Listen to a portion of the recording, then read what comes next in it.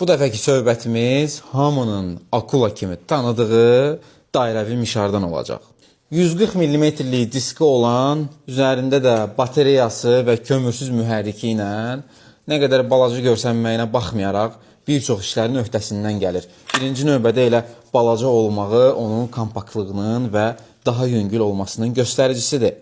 140 mm-lik disk olmağına baxmayaraq 5 sm dərinliyə düşə bilir.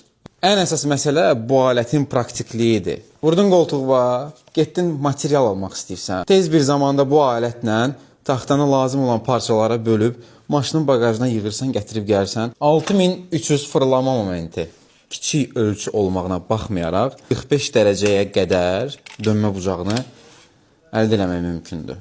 Bu alətin texniki göstəricilərindən əlavə olaraq növbəti videoda nələrə qadir olduğunun real şahidi olacaqsınız.